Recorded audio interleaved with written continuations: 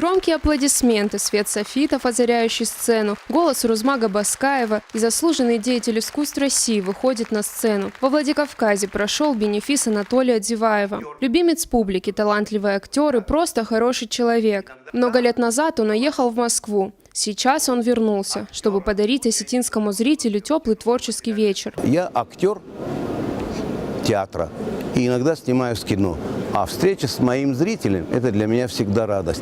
Я давно не встречался, давно не выходил на зрителя. Поэтому это для меня как зарядка аккумулятора. Без этого я не смогу дальше существовать. Говоря о себе, он открыл не только интересные факты биографии, но и внутренние переживания о нелегком, но интересном жизненном пути. Гордостью Анатолия Гавриловича является его 12-летняя внучка. Она, как и ее знаменитый дедушка, хочет стать артисткой. Поздравить актера пришли его друзья, народные артисты, заслуженные деятели искусств и наук.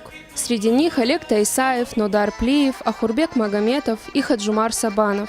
Для меня это просто счастье, это для меня радость. Это его отчет перед зрителем на малой его родине. Мы гордимся, что у нас есть такой великий актер. Каждый, кто пришел на бенефис, насладился не только монологами, но и стихотворениями в исполнении Анатолия Дзиваева.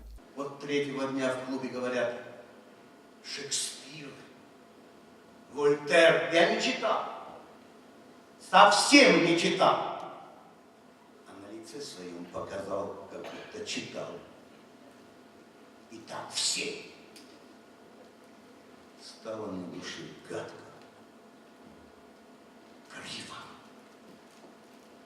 Пошел и запил. Зрителям продемонстрировали кадры из фильмов с участием артиста. Отдельное внимание было уделено образу Иосифа Сталина, которого в январе актер сыграет в 11-й раз. Инга Дзюева, Зарина Губурова, Михаил Безуглов. Осетия ТВ.